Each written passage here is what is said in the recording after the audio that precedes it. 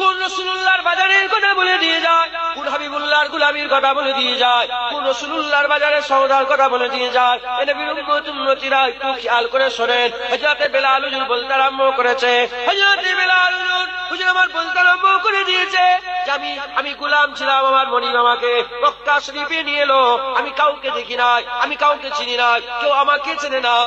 আমি একটা গোলাম ছিলাম, আমার দাম ছিল না, আমার ইজ্জত ছিল না, আমার সম্মান ছিল না। আমাকে কি করতো, মালিক খাটাতো, আর আমার মালিক খুব মনিব খুব জালেম ছিল, আমাকে খুব মারা মারতো। এক তারিখে রাত হয়ে গেছে, ঠান্ডার সময়তে কঠিন ঠান্ডা, রাত হয়ে গেছে, আবার জ্বর এসে গেছে। আমি কি করলাম, তাড়াতাড়ি করে আর কম্বল মুড়ি দিয়ে চাদর মুড়ি দিয়ে ঘুমিয়ে পড়লাম। যখন ঘুমিয়ে পড়লাম রাত্রি বেলাতে আমার মনিব আমাকে এসে আর আমাকে তুলতে আরম্ভ করে দিয়েছে। যখন আমি উঠলাম আমাকে বলে, এ গোলাম কোথায় ঘুমোচ্ছ? বলে আমার শরীর খারাপ, আমার জ্বর এসেছে, শরীর তবিয়ত খারাপ হয়ে গেছে, খুব জ্বর এসে গেছে।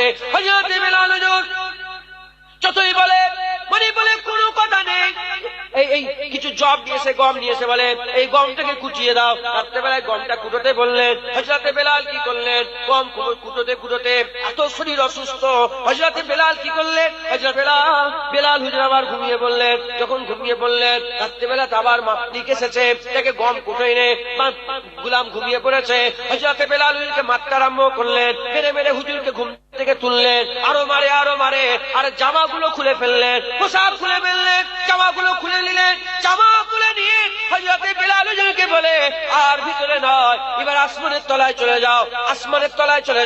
আসমানের তলায় গিয়ে খালি গায়ে কঠিন ঠান্ডাতে, ফাঁকা পানি ঠান্ডাতে হযরতে বেলাল হুজুরকে আর দাঁড় করিয়ে দিয়ে বলে, তুমি ওখানে গমটা কুটো।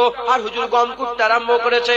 যখন হুজুর গম কুটতে আরম্ভ করেছে, গম কুটার সঙ্গে গম কুটার সাথে আর কাঁদতে আরম্ভ করে দিয়েছে। হুজুরের কান্নার আওয়াজটা একটু জোরে হয়ে গেছে। যখন হুজুরের কান্নার আওয়াজ একটু জোরে হয়ে গেল, জোরে হয়ে যাওয়ার সঙ্গে পাশ দিয়ে দিন দুনিয়ার বাদশাহ হাবিবুল্লাহ হুজুর আমার যেতে আরম্ভ করলেন। হুজুরের কানে বেলালের আওয়াজ চলে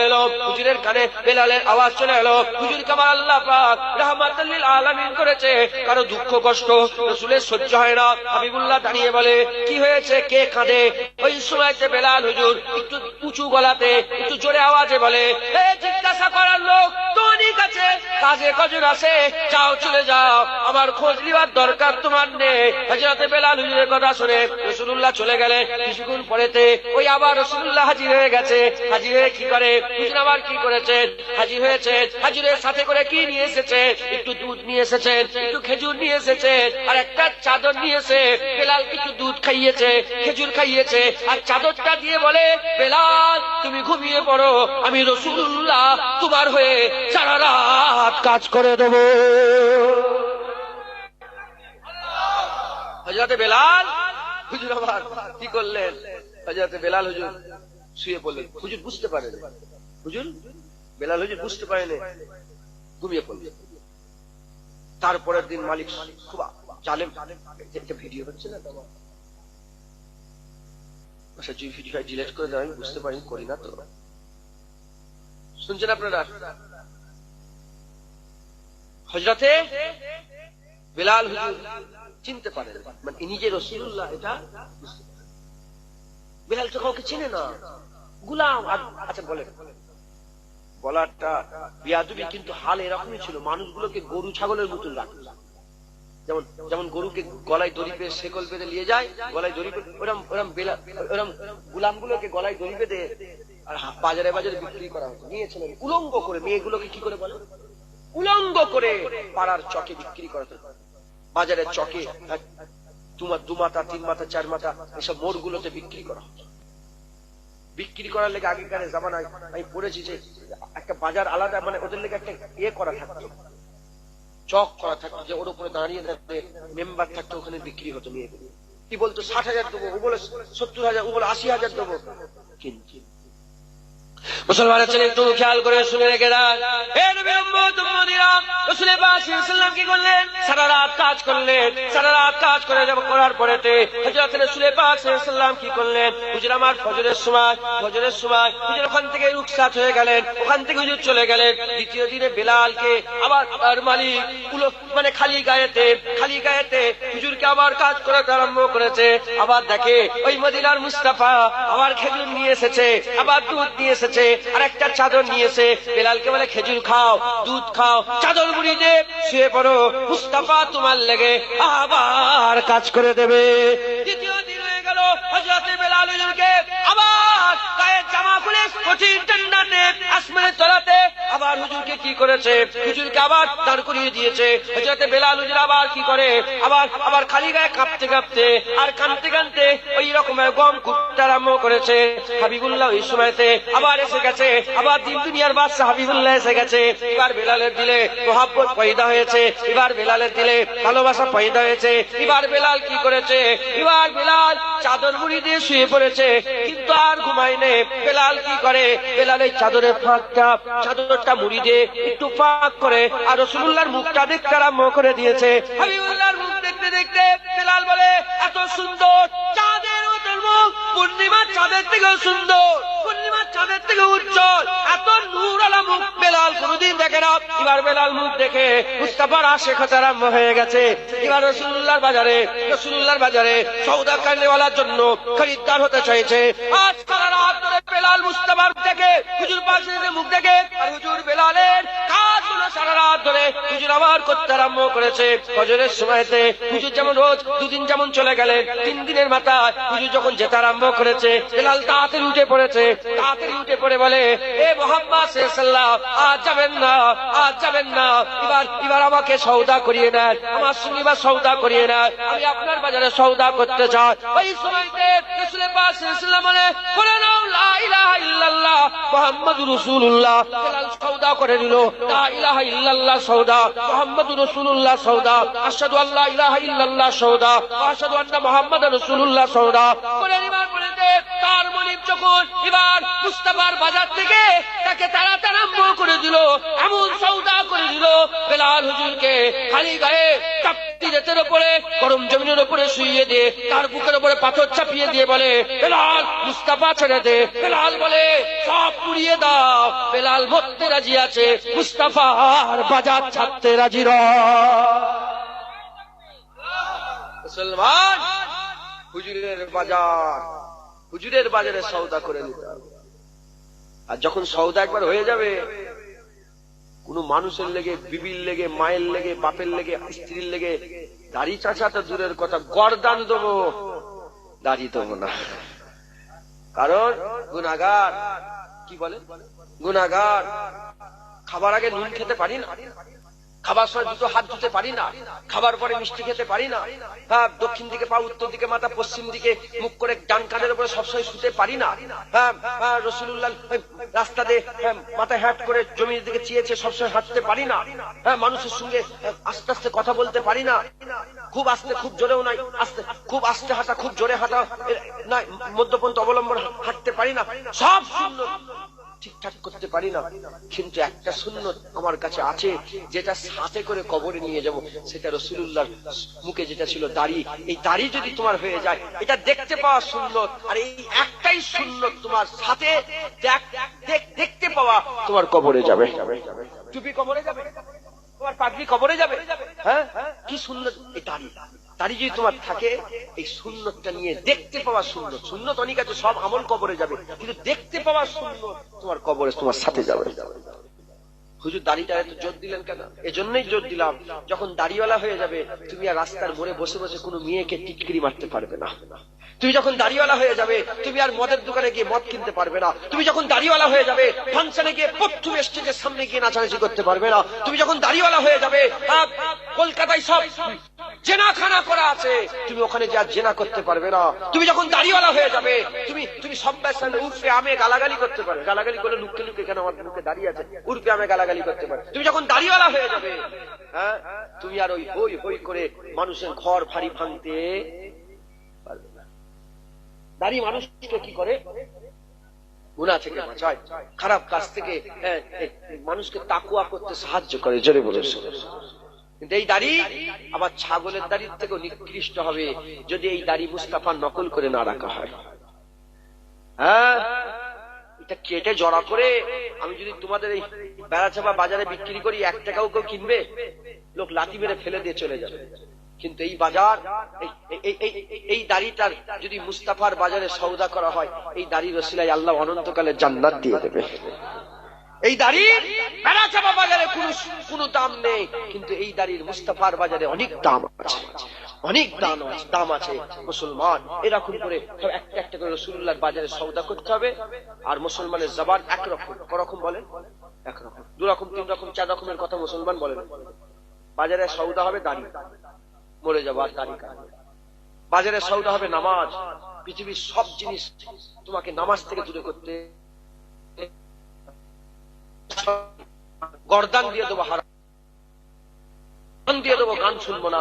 বাজারে সওদা হবে খারাপ গান দিয়ে দেবো, খারাপ ভিডিও দেখবো না। বাজারে সওদা হবে কোন মহিলাকে খারাপ নজরে দেখবো না, জান দিয়ে দেবো, আর কোন মহিলাতে খারাপ নজর। বাজারে সওদা হবে বাপ মাকে সম্মান করবো।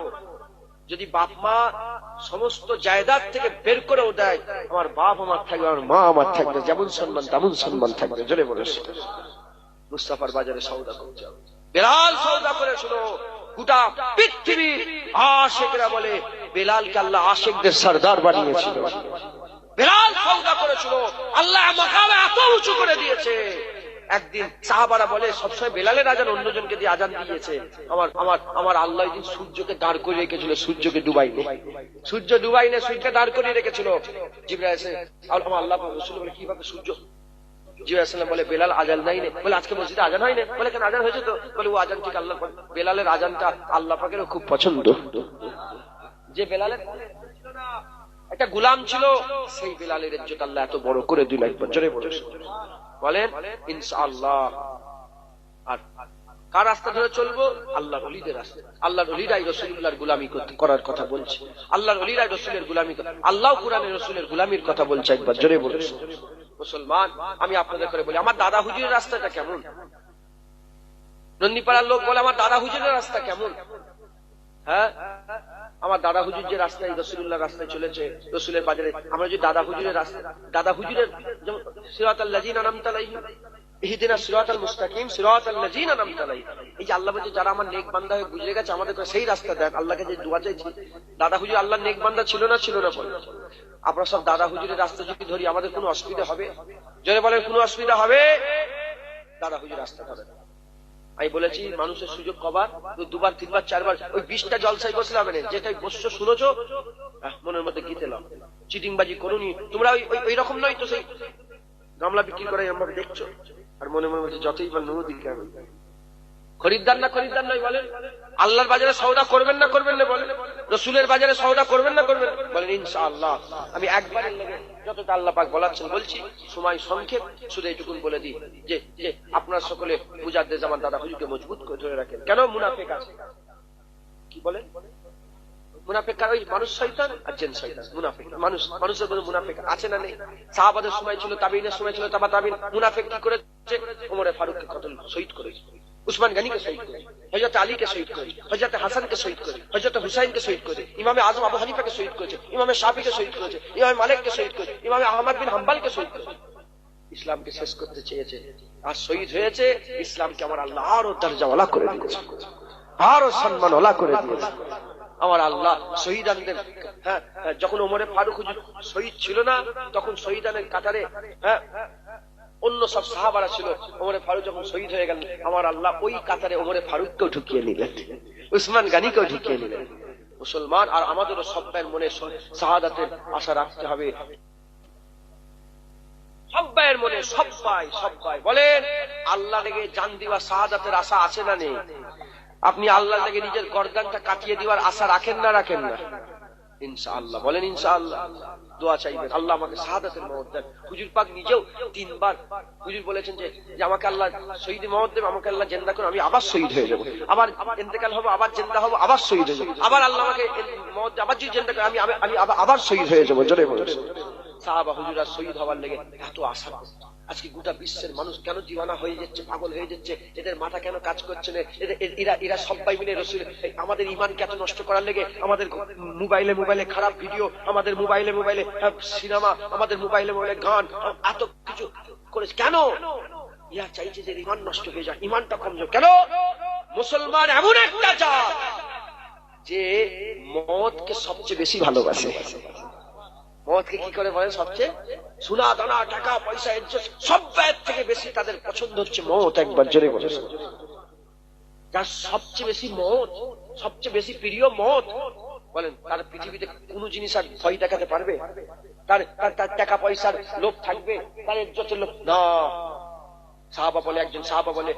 একজন সাহাবাকে ডেকে সোনার চেয়ারে বসতে দিয়েছে, আর হুজুর বুঝতে পারেনি, তারপর সোনা উঠে পড়েছে।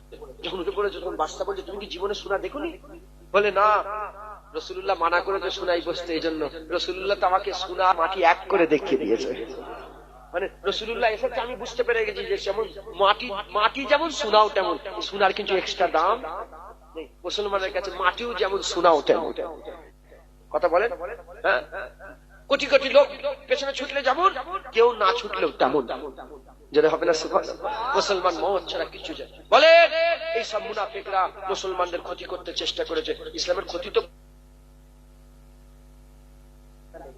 আছে না নাই? সূরা মুমিনুন আছে না নয়? সূরা কাফিরুন আছে না নেই?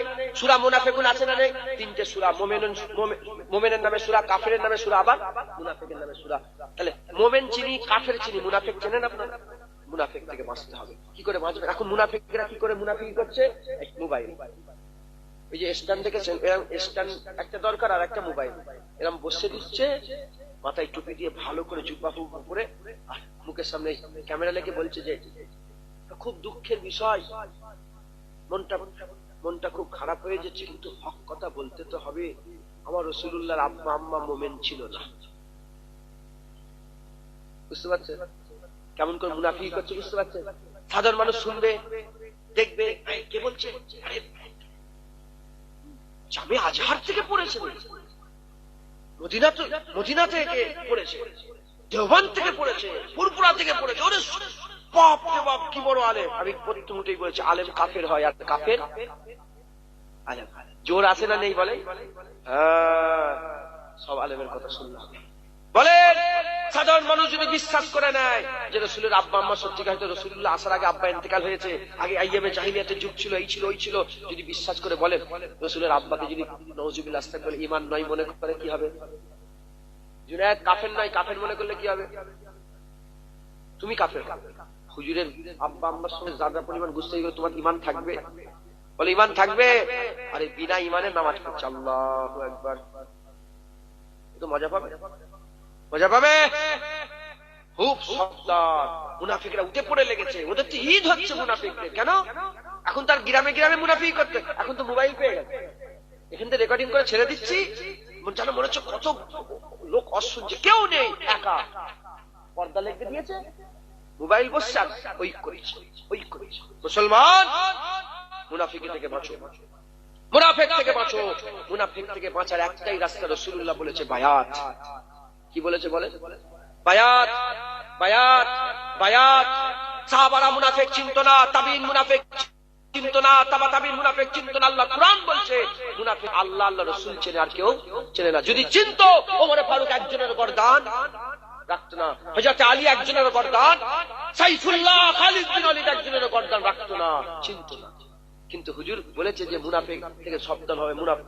মুনাফিক থেকে বাঁচার লেগে হুজুর চলে যাওয়ার সঙ্গে সঙ্গে হযরত ওমর ফারুক প্রথম বায়াত হয়ে গেল কার হাতে? আবু বকর সিদ্দিক। কেন? আবু বকর সিদ্দিক মুমিন, এটা তারা চিনতো, ভিড়ে কে মুনাফিক আছে তারা চিনতো।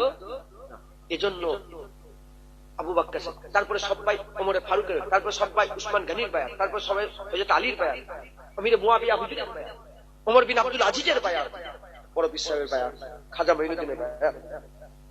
আমি আপনাদের জিজ্ঞাসা করি, আপনারা কার বায়াতে আছেন? হাত তুলে দেখান।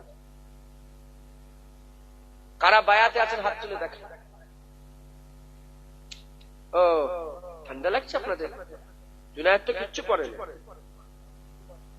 আপনারা কারো বায়াত হয়েছেন কি? কার বায়াত? তুলে রাখেন, কি দেখাই সব হাত না বাড় মাস। তাহলে এত মানুষ, 10টা মানুষ বায়াত, ইমান থাকবে তো? তোমাদের সেই ক্ষমতা আছে? রুহুল আমিন হুজুরের মতন ক্ষমতা আছে? আরে কথা বলবে না। রুহুল আমিন হুজুরের থেকে বড় আলেম হয়েছে তোমরা, বসিরহাটের মানুষ। হ্যাঁ, রুহুল আমিন হুজুর অত বড়, হ্যাঁ অত বড় আলেম হওয়া সত্ত্বেও সারা জীবনটা মুজাদ্দেদ জামানের ইতাআতে কাটিয়ে দিয়েছে। কার ইতাআত বলেন? মুজাদ্দেদ জামান। তার মানে কার বায়াতে ছিল রুহুল আমিন হুজুর? দাদা ওই বায়াতে বলেছে। ইয়াজিদ গুমরাহ ছিল, মুনাফিক ছিল, ফাসিক ছিল, ফাজির ছিল। হুসাইন হুজুরকে বলে আমার বায়াত হও। হুসাইন বলেন আমি আমার নানার হাতে বায়াত হয়েছি, আমি হযরতে আমার আব্বা হযরতে আলী হুজুরের হাতে বায়াত হয়েছি। হ্যাঁ ফাতেমার বেটা। ওই ফাসিকের কাছে মাথা নত করবো না। কারবালায় নিজের গর্দান দিয়ে দিল, বায়াত ছেড়ে দিল। রুহুল আমিন হুজুরকে কেউ যদি গলায় ছুরি দিয়ে বলতো এই রুহুল আমিন হুজুর বলো দাদা হুজুরকে ছেড়ে দাও, কি করতো? বলো গর্দান দিয়ে দেবো দাদা হুজুর ছেড়ে দেবো। আমি আপনার কাছে জিজ্ঞাসা করি যে বাপগুলো বসে যারা হাত তুললেন, আপনার দাদা হুজুরের সিলসিলার বায়াতে আছেন না নেই? হ্যাঁ বলেন, আপনার যে হাত তুলেন বলেন, আপনার যদি গলায় ছুরি দিয়ে বলি দাদা হুজুর ছেড়ে দাও, ছেড়ে দেবেন? এই ইতাআত, ইতাআত। এবার আমি আপনাদের বলি দাদা হুজুর মুমিন ছিল না মুনাফিক ছিল? জোরে বলেন। আমার পীর বেটা, আমার পীর বেটা, আমার দাদুর বাপ। এজন্য আমি একটু সাপ সাপ কথা বলছি যাতে আপনাদের মাথায় ঢুকে যায়। মোমেন তো দাদা হুজুর যে রাস্তায় যে কাজগুলো করেছে আমরা যদি সেই কাজ করি গুমরা হয়ে যাব, আমরা কাফের হয়ে যাব না। কি হব? দাদা হুজুরের নকল করে চললে হয় আমরা ওলি হব, ওলি যদি না হতে পারি আল্লাহ না করেন আমরা ফাসিক হব। কি হবে বলেন? কাফের কি হবেন? কোন মোবাইলে কোন আলেম কোন উলামা কোন মৌলানা তোমাদের ঈমান নষ্ট করতে পারবে? বায়াত হও। কার বায়াত? দাদা হুজুরের। আমি বায়াত করাব, মুজাদ্দেদ জামানের বায়াত হয়ে যাও। এই বায়াতে ধরো একদম জুনায়েদের না, আমার না। আমি বলছিলাম এটা করে যে আমি কুয়া, আমি কি বলেন কুয়া। একটা ইঁদুর মরে পড়ে গেলে যদি 20 জন থুতু ফেলে দেয় নোংরা হয়ে যায়। একটা ইঁদুর মরে গেলে কি হয় বলেন? নোংরা। দাদা হুজুরকে আল্লাহ সমুদ্র করেছিল, কি করেছিল বলেন? 10,000 গরু যদি একসাথে মরে যায় সমুদ্রের কিচ্ছু এসে যাবে না। আমি নিজেই কুয়া, আমি তোমাদের ঘরে লোবো? হ্যাঁ আমি পারবো, সহ্য করতে পারবো। আমি এই জন্য তোমাদের সবাইকে দাদা হুজুরের বায়াত করে দিই। তোমরা দাদা হুজুরের রাস্তা দাদা হুজুর অনুসরণ করো, ইনশাল্লাহ কিয়ামতে দাদা হুজুরের পাশে জান্নাত, দাদা হুজুরের পাশে আল্লাহ জায়গা করবে। মেহনত করতে হবে। দাদা হুজুরের মুরিদ বলে, দাদা হুজুরের বায়াত করলে দাদা হুজুর বলছে নামাজ কাজা করো, দাদা হুজুর বলছে বাপ মায়ের বিরুদ্ধে করো, দাদা হুজুর বলছে হারাম খাও, দাদা হুজুর বলছে সেই সুদ খাও। তুমি বলছো বায়াত দাদা হুজুরের, আর তোমার চলাফেরা সব অন্য লোকেদের মতন হবে?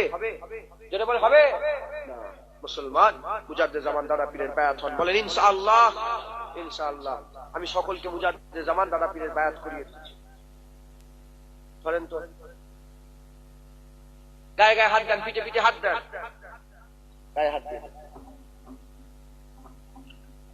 প্রশ্ন জাগতে পারে এটা কুরআন হাদিসে আছে?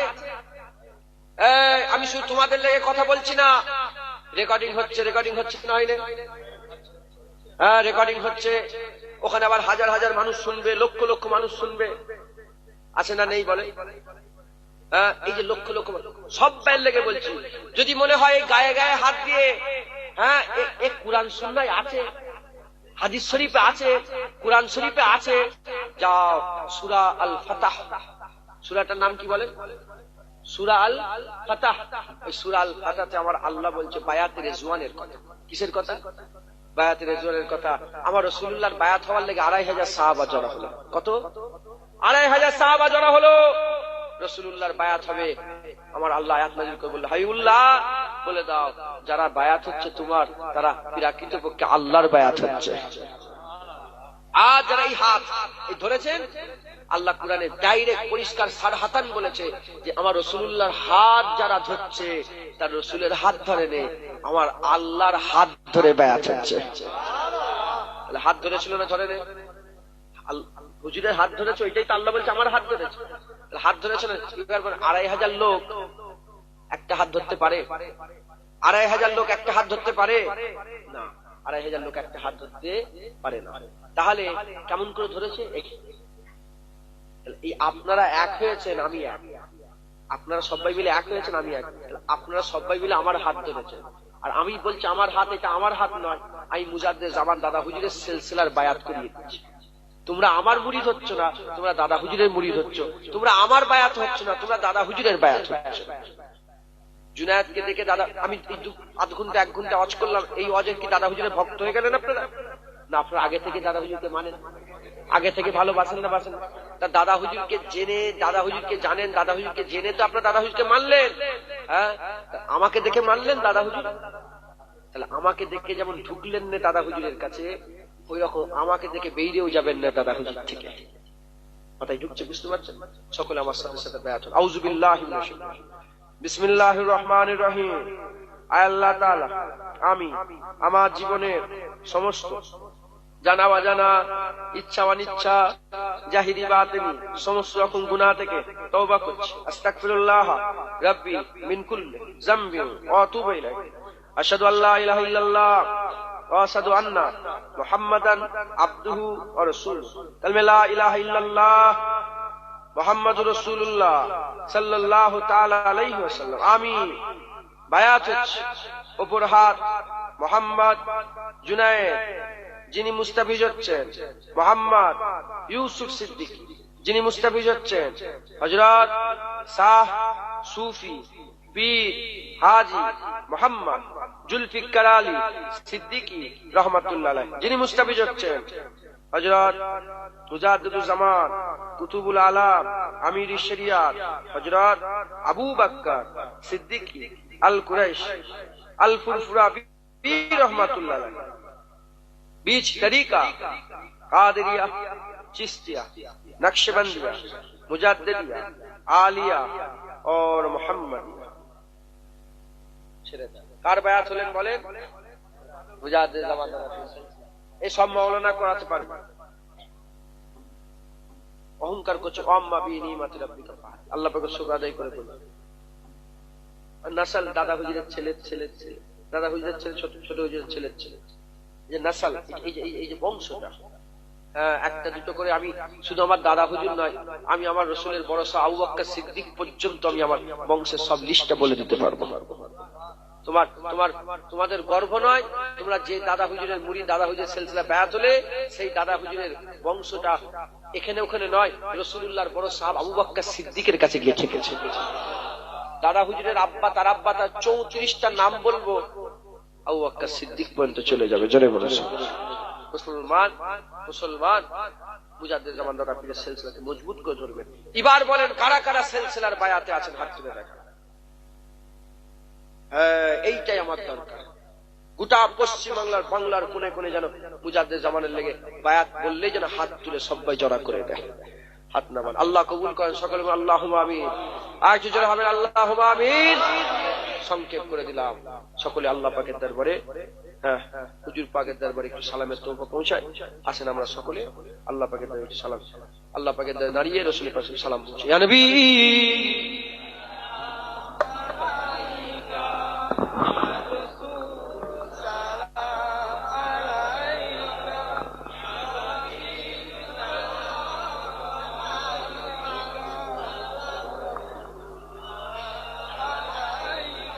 या नबी सलाम मलाइका, या रसूल सलाम मलाइका, या हबीब सलाम मलाइका, सलावतुल्लाह अलैका, या नबी सलाम, या रसूल सलाम, या हबीब सलाम, सलावतुल्लाह अलैका, तलअल बद्रु अलैना मिन सनियतिल बिदाई, वजबत शुक्रु अलैना मा दावा लिल्लाहि दाई, या नबी सलाम, या रसूल सलाम, या हबीब सलाम, सलावतुल्लाह अलैका, या नबी सलाम, या रसूल सलाम, সালাম সালাওয়াতুল্লাহ আলাইকা সকল আস্তে আস্তে জামালিহি